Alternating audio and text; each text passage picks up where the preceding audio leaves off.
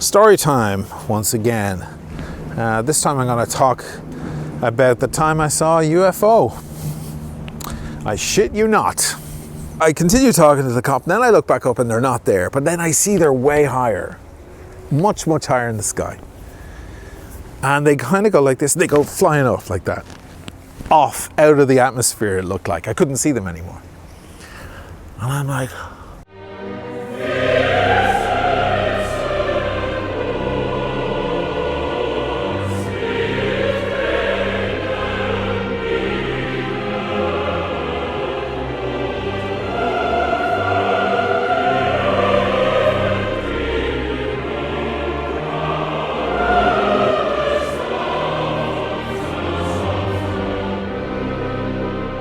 welcome back to the Timeless Watch channel. As always, before I get into anything, what am I wearing? I am still rocking this beautiful Omega Speedmaster 1988 on this gorgeous brand new custom leather strap by Michael Knapp, michaelknappleather.com. Strap a Watch is the channel, very cool.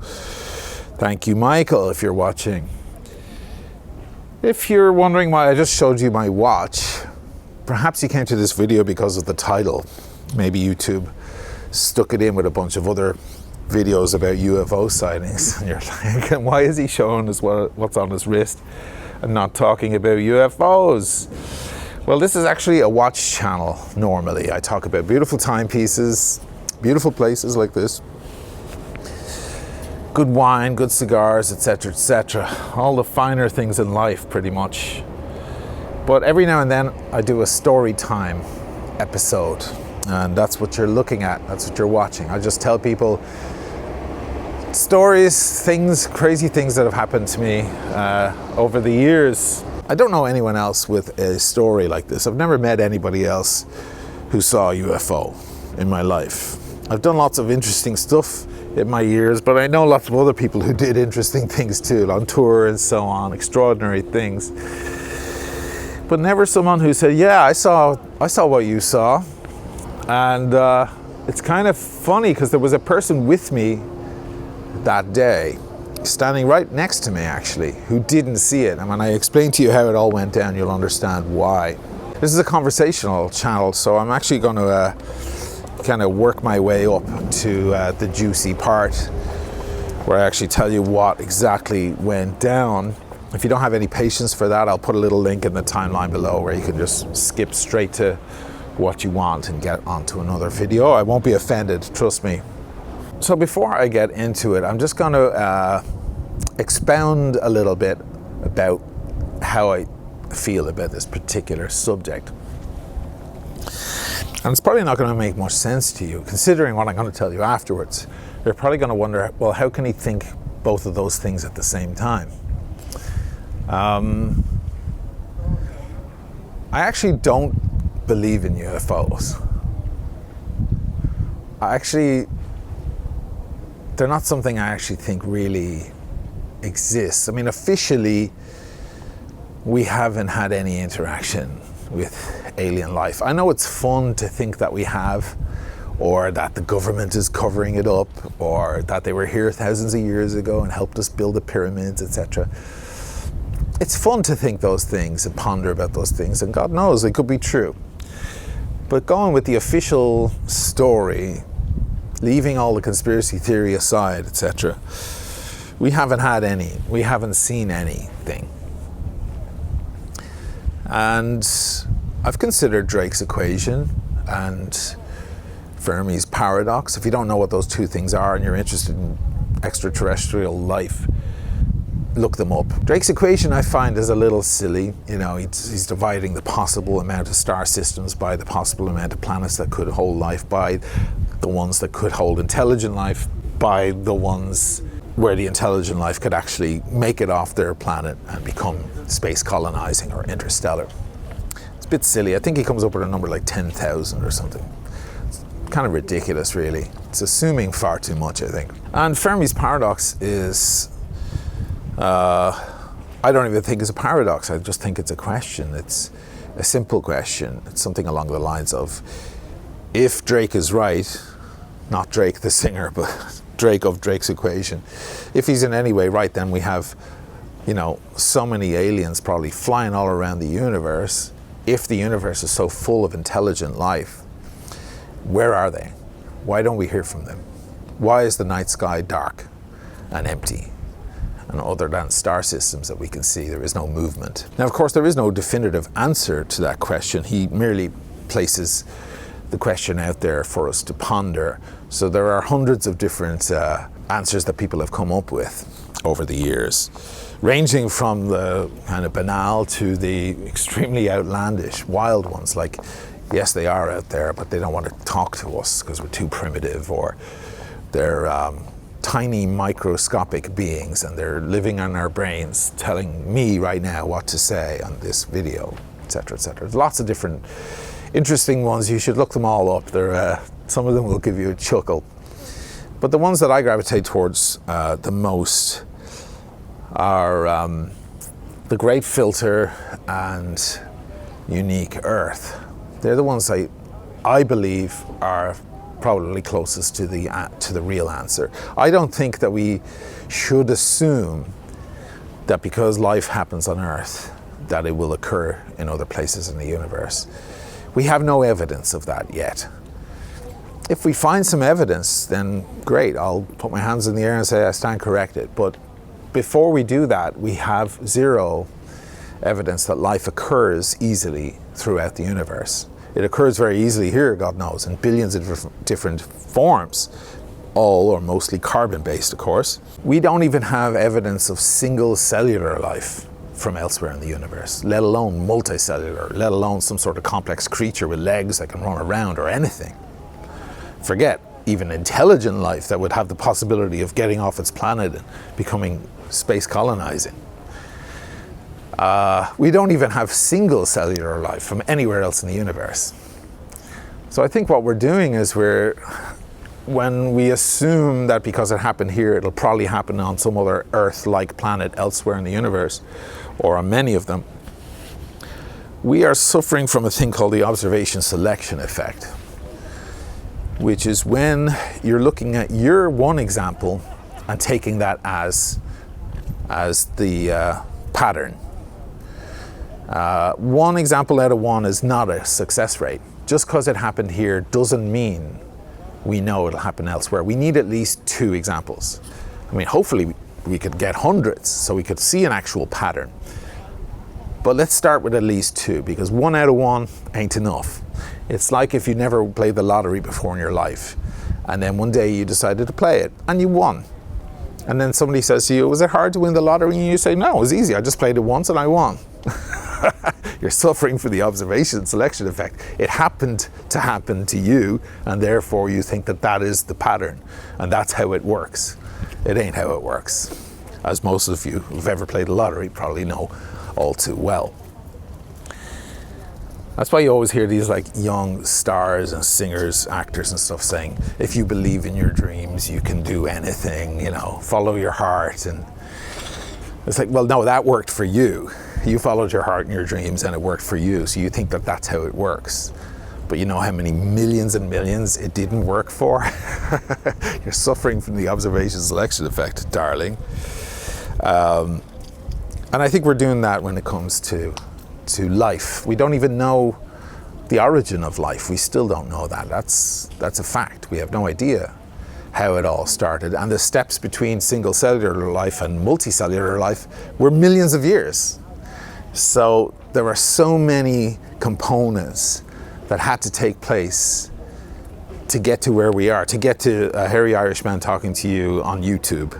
You know, to go from the tiniest single cellular life in an ocean to this are trillions and trillions of different criteria that happened along the way. Now, if you're religious and you think God just went, you know, oh, there's a spider and there's a bird and so on, that's different. You're going to hate everything about this video because you'll think the answers are very clear. It was just God who went bloom, you know. So I kind of don't really believe that they're out there, and I think if they are, we'll probably never ever meet them. I know, that sounds awful, isn't it? A lot of you, that's very disappointing. That's not what the internet's for. The internet's for the opposite. It's for stimulating that thing in your head going, oh wow, I saw a UFO, and so on. It's probably the reason why you're watching this video. Of course, everything I'm going to say from this point onward is now going to contradict everything I just said. And how I live that way, I don't know. Don't ask me. I can't figure it out. It's compartmentalization in my mind, probably. I'm going to tell you the story. I used to live in Long Island City in New York. You know where that is? It's right across from Midtown Manhattan on the Queens side. A beautiful view. You've got, you know, the Chrysler Tower there and the UN building and so on. You've got an amazing, you know, view of Manhattan. I lived there between the years of 2000 and 2008. And it was a cool area. I mean, it's been built up a lot more since then. At the time, it was just kind of empty warehouses and an Irish bar here or there. And but it was cool. It felt like we had it all to ourselves, and it was only one stop from Grand Central, so it was real handy to get to the city and stuff. But another thing we had there was the Silver Cup building. You'll probably recognize it if you've ever seen what's that film, Highlander, you know, with Sean Connery and Christopher Lambert, Clancy Brown. You know, they're all fighting with swords. At the very last fight, they're on the Silver Cup sign. That's where they're fighting. So you might recognize it if you've ever seen that film. That building caters to film companies. They have all those trucks and the lighting and the gear and the cables and so on, the catering trucks and so on, and the changing room trailers, all the stuff you need when you need to film a TV show or a movie. And in fact, quite often, Law and Order and all of those TV shows were being filmed right there around Long Island City. Instead of going across the 59th Street Bridge to Manhattan, where it's probably way more expensive and complicated to rent a block to film your movie, it's much easier to do it kind of in the barren side, on the other side in Long Island City. So if you live in Long Island City, and it probably still happens to this day, you're familiar with that nuisance, that thing, oh, they're filming again. Sometimes like you walk out your door and there's like trucks and gear and cables under your feet and so on, because they just set up camp and start filming Law and Order, one of those things. And the biggest nuisance was if you had a car parked, they would tell you to move your car because they need the block to shoot. Now, you mightn't even have your car in front of your house because it's hard to get parking anywhere in New York, but let's say you had your car down on a different block. You mightn't even know they were filming. They'll move your car without telling you. They'll give you notice. They'll put a sign on your window, a sticker thing going, please remove this vehicle by such and such a date, otherwise we'll move it because we have to film. It's a real nuisance for a lot of people because if you leave your car there a lot, which a lot of New Yorkers do, they don't use their car every day. We've got one of the best transportation systems in any city in the world. A car isn't something you use every day, and you might have your car sitting there for a couple of months and not use it, you know. Maybe you'll come back and find that it's been moved by one of these crews. Well, this happened to myself and my girlfriend one time. We moved in together at the end of 2001, early 2002. Yes, I was there for September 11th. Terrible day. So we're there living together, new couple in an apartment in Long Island City. She's from California, kind of a fiery girl, bubbly, fiery girl. And we decide one day, we didn't have a car of our own. I had my manager's keys for his car. He had a station wagon he left parked in Long Island City. I was in that rock band for years, so we had a manager, he gave me the keys. So we decided, myself and my girlfriend, we were going to go on a Costco run. Costco was a few miles up the way. And we were going to go get, toilet paper and groceries and stuff.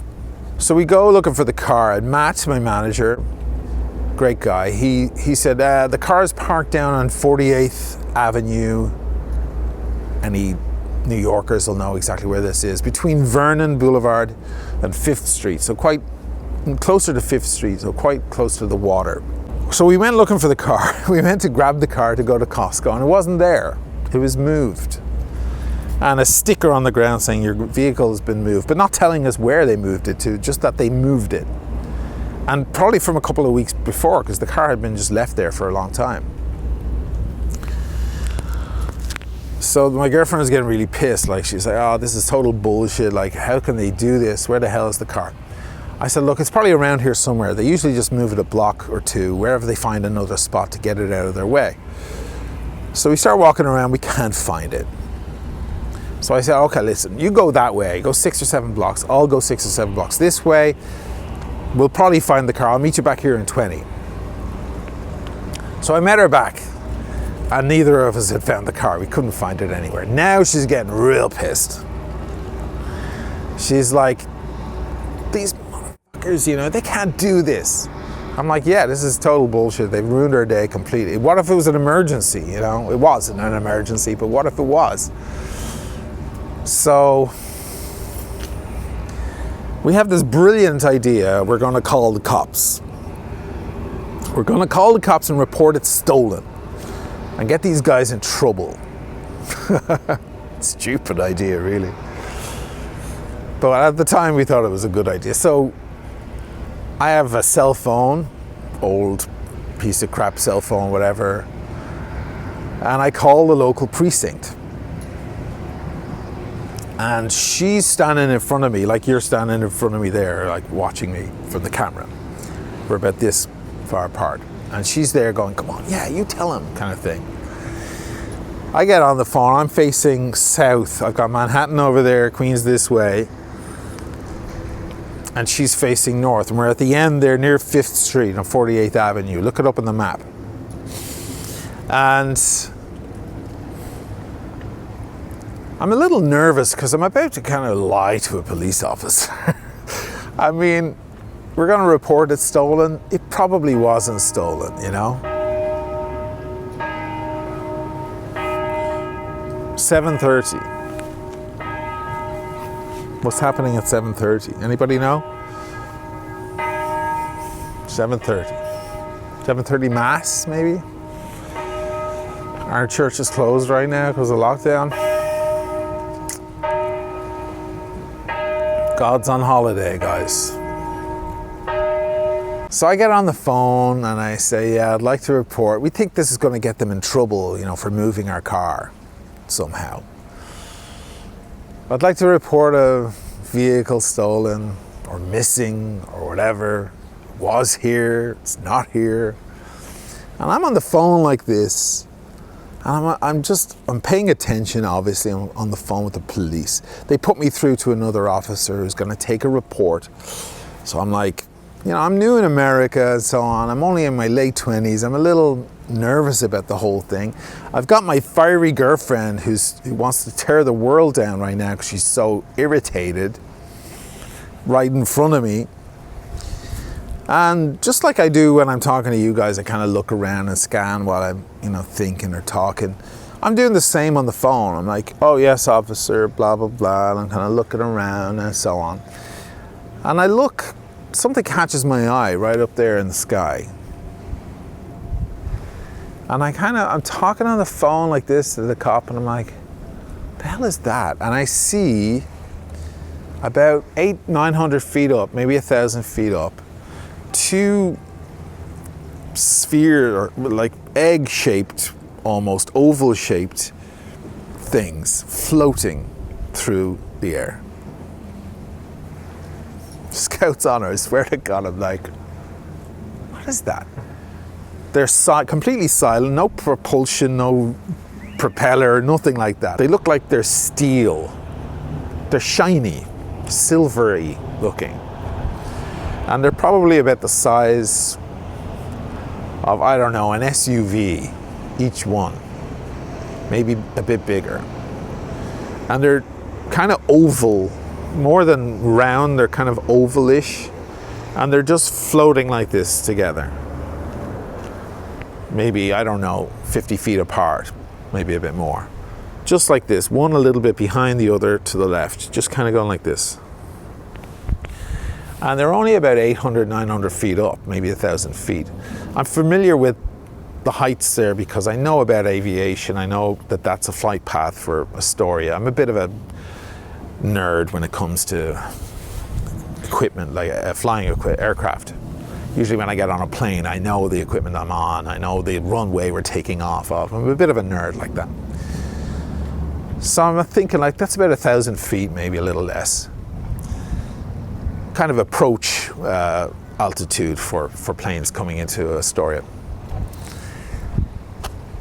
And I'm just I'm talking to the cop, and I look up and I see this thing, and I'm like, yes, officer, you know, I'm answering his questions and filling him in. Yeah, the car isn't here, and we don't. I kind of look at this thing, I'm like, what on earth is that, or are those things? It looks like two things, like going like this. So I keep talking, and I look up again, and they float through the very, very low clouds that day. Not thick clouds, just sparse stuff. Low cumulus. And they just kind of fly through them or float through them. But they're definitely flying like this in a straight line. It's not a plane, it's not a helicopter, it's not balloons, it's nothing like that. These things are just, wow, some dude has listened to reggaeton. My God, it's made its way to Venice. Oh, the world can end now. Anyway, these things are just floating along. There's two of them, and one's behind the other a little bit off to the left. And they're just floating through the air in a straight line. Kind of away from me that way. And I'm just like, what is that, you know? It was so weird. And I look at my girlfriend, she's like looking at me going, yeah, what's he saying? I'm like, yes, officer, yes, officer. And I kind of go, what's that? And she's kind of just obsessed with me talking to this cop. So she kind of just turns around and looks at, there's a bird on a pole or on a telephone line or something. She just kind of looks at that and goes, well, it's nothing. So I continue talking to the cop, and I look back up again, and these things, they go through some low clouds, sparse clouds, they go right through it and appear on the other side.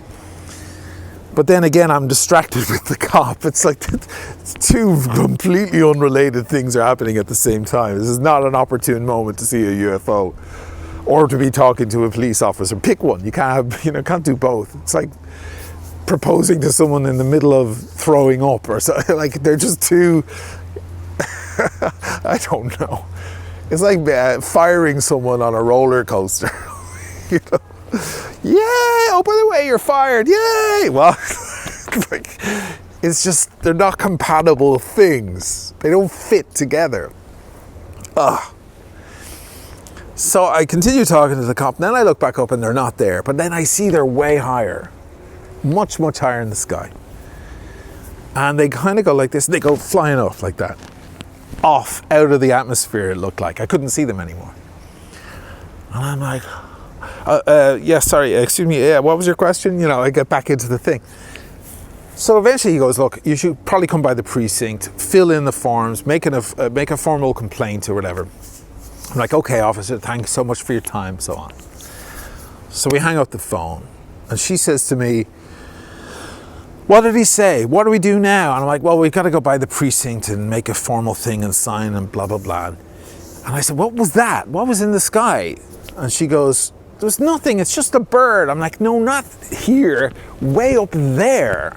You're not looking far enough. And she goes, I didn't see anything. I'm like, well, that's because you weren't looking at anything. You just kind of glanced and saw a bird. I was pointing up in the sky. She's like, what did you see? And I describe it. And she's like, now she's really pissed because she's like, oh, damn, my one chance to see a UFO and I blew it.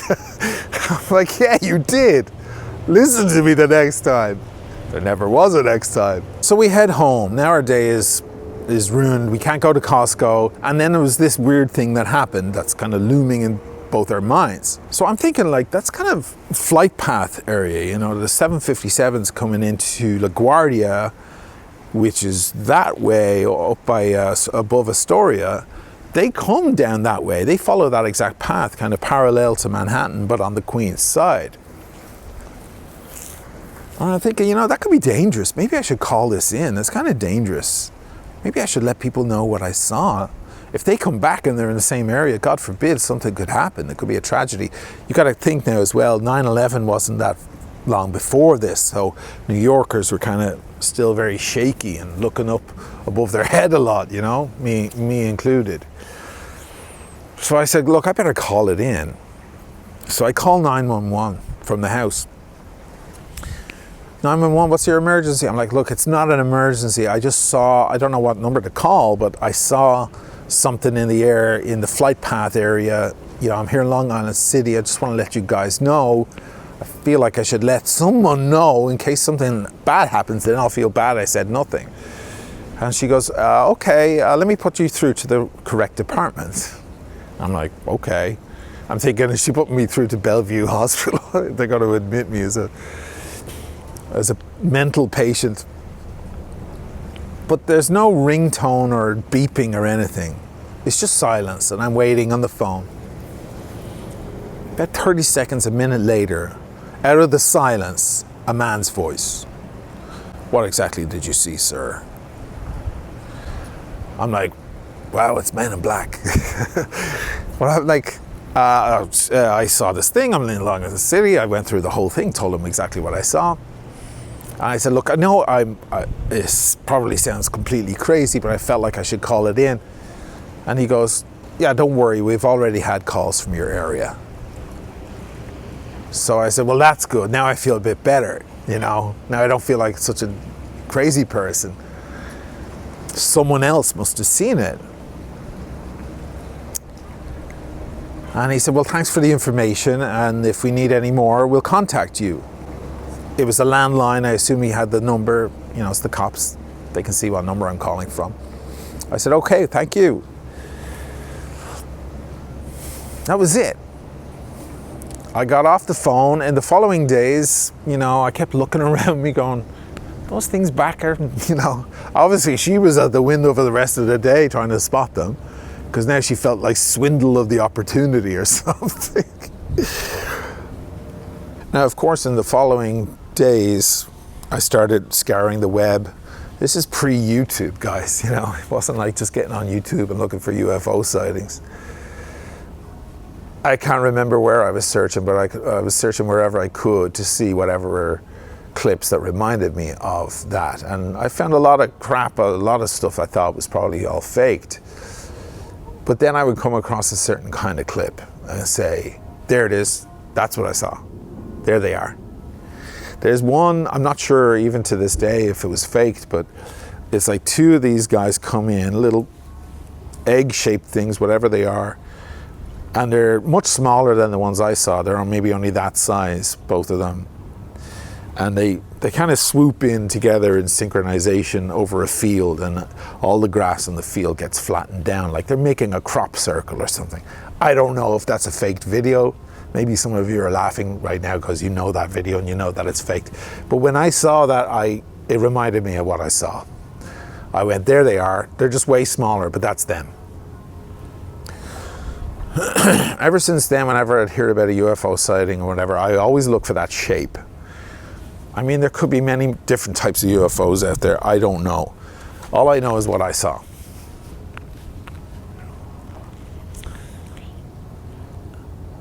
How can I say in the same breath almost that I don't really believe in UFOs after I just told you a story of my own experience seeing a UFO? That's kind of nuts.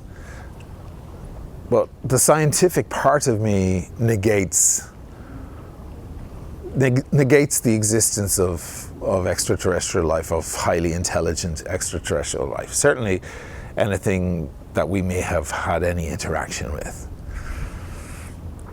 On the other hand, my eyes know what they saw. And then there is that guy that was on the phone that said he had a couple of calls already from that area. So clearly I wasn't the only person looking upward. Then it occurred to me that, you know, maybe these things happen all the time and I'm just not looking up. I mean, how often do you look straight above your head? It's a rare thing. We have peripheral vision. We have two eyes this way, not that way. So we spend our time looking from left to right.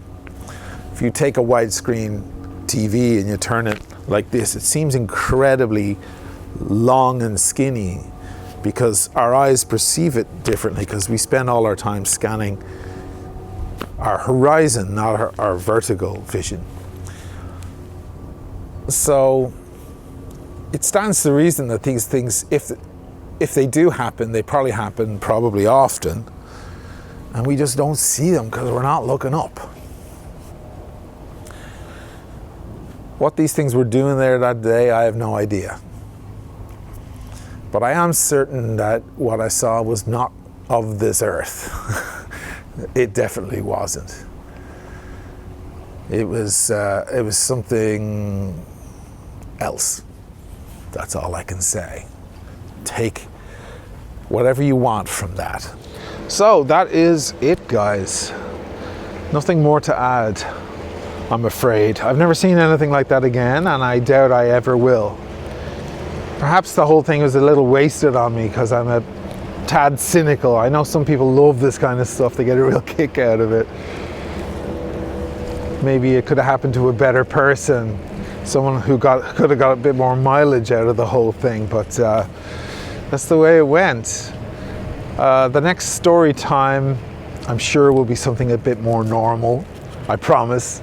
A little bit more feet on terra firma kind of story, but I hope you enjoyed that one. I'll give you one last look at the Speedy on the beautiful leather strap. Isn't it pretty on red? Love it. Love it. All right, guys, I'm going to head home. Thanks for watching the Timeless Watch channel. I will see you in the next one.